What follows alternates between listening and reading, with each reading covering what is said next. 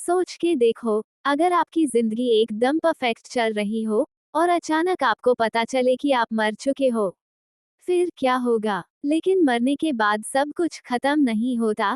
कभी कभी तो असली कहानी वहीं से शुरू होती है। आज हम बात करने वाले हैं एक ऐसी सुपर फनी, थोड़ी स्कैरी और पूरी क्रेजी मूवी की जिसका नाम है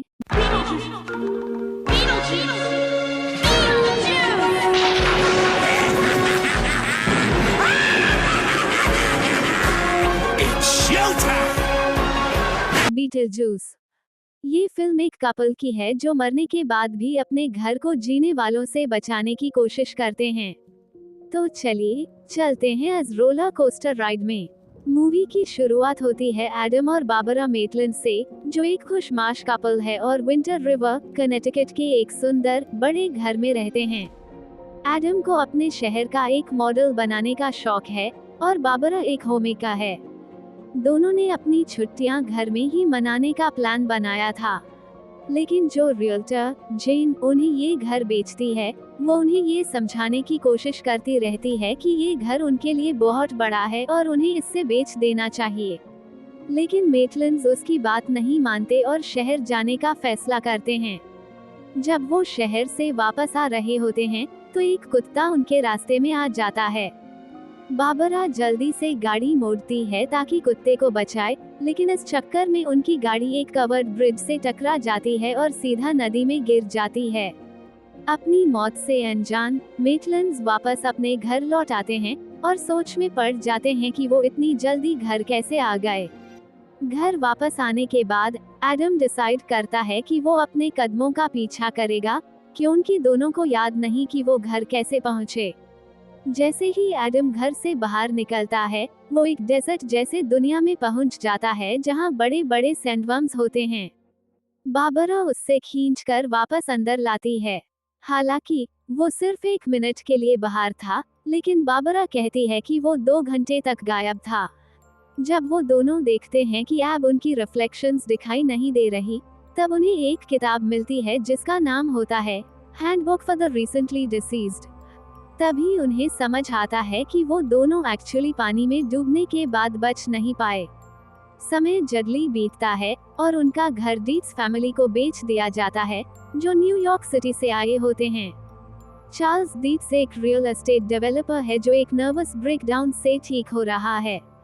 उसकी बीवी डिलिया डीट्स थोड़ी अजीब और अलग तरीके की आर्टिस्ट है, जो स्कल्पचर बनाती है, और उनकी बेटी लिडिया, जो गोथ टीन है, काफी उदास रहती है और अजीब चीजों में इंटरेस्ट रखती है। चार्ल्स चाहता है कि वो न्यूयॉर्क के शोर से दूर शांति वाली जिंदगी जिए, लेकिन डिलिया को सिंपल लाइफ बिल्कुल पसंद नहीं आती। इसलिए वो एक डेकोरेटर ओथो को बुलाती है ताकि घर को अपने हिसाब से ज्यादा अच्छा और रहने लायक बना सके, जो एडम और बाबरा को काफी परेशान करता है।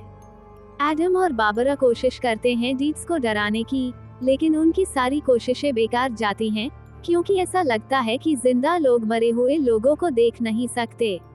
वो एटिक में छुप जाते हैं, जहां एडम दरवाजा बंद कर देता है।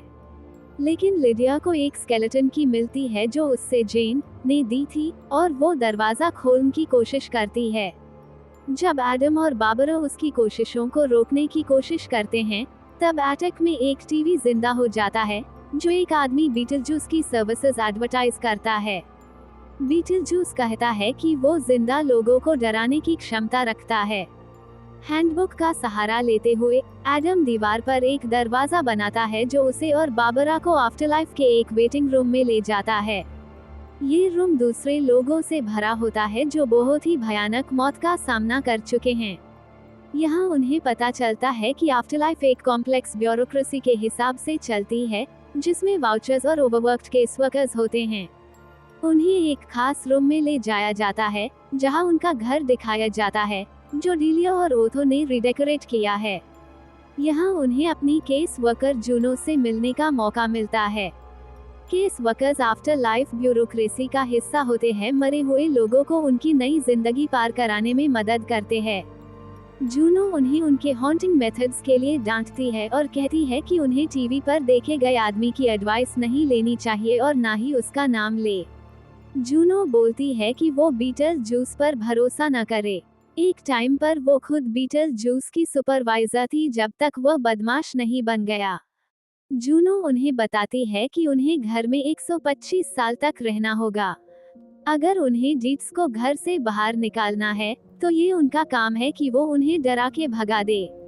जब मेटलैंड्स जूनो से मिलने जाते हैं, तब लिडिया को हैंडबुक मिलता है और वो इसे पढ़ती है। घर वापस आते ही एडम और बाबरा बेडशीट्स पहन के चार्ल्स और डिलिया को डराने की कोशिश करते हैं, लेकिन उनका ये प्लान फिर से फेल हो जाता है। डरावनी आवाजों के शोर से परेशान लिडिया उन्हें ढूंढ लेती है, और जब वो बेडशीट्स हटाती है तो वो हैरान हो जाते हैं क्योंकि वो उन्हें देख सकती है।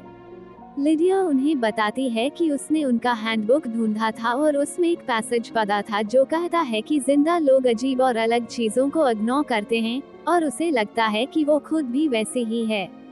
इसी वजह से वो उन्हें देख पा रही है। मेटलैंड्स लिडिया की मदद से डीट्सी को घर से बाहर निकालने का प्लान बनाते हैं, लेकिन कोई उसकी बात का विश्वास नहीं करता। जब उन्हें कुछ समझ नहीं आता, तब बाबरा को एटिक में मॉडल टाउन में कुछ चमकता हुआ दिखाई देता है, एक छोटी कब्र जो बीटलजूस की लगती है।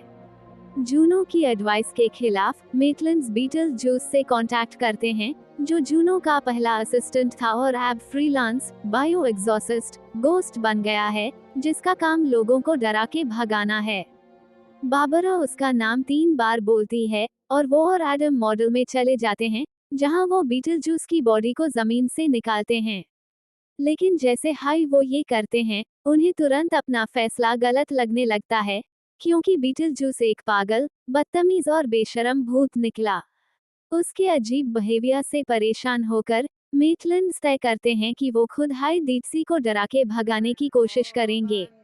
डीलिया एक डिनर पार्टी रखती है ताकि अपनी स्कल्पचर्स और आर्ट पीसेस दिखा सके।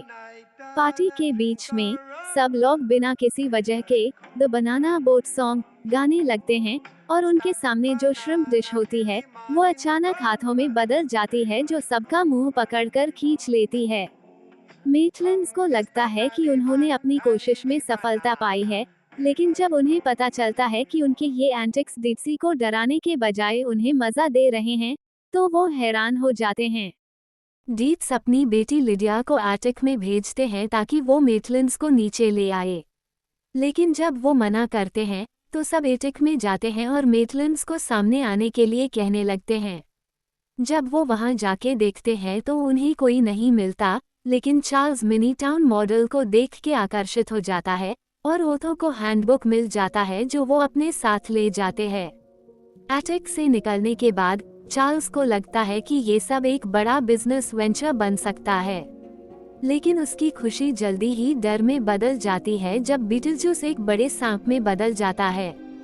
वो पूरी फैमिली को डराते हैं, ओथो को सीढ़ियों से गिरा देता है और चार्ल्स को नीचे जमीन पे गिरा देता है।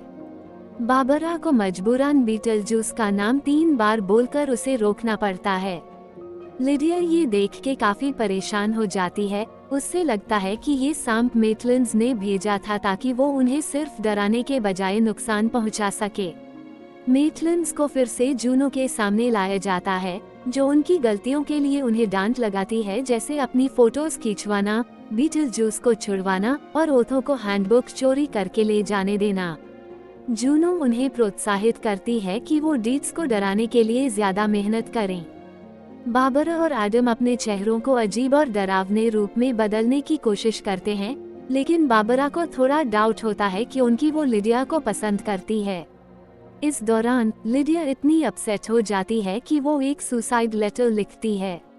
एटिक में मेटलैंड्स से अलविदा कहने जाती है, लेकिन वहाँ बीटलजूस से मॉडल के अंदर मिलती है। बीटलजूस उसे कहता है कि अगर वो उसका नाम 3 बार बोलेगी, तो वो उससे मेटलैंड्स से मिलवा देगा। लिडिया इस बात में लगभग फंस जाती है, लेकिन तब उसे याद आता है कि बीटलजूस ही वो सांप था, और वो शक करती है कि क्या वो सच में उसकी मदद कर सकता है।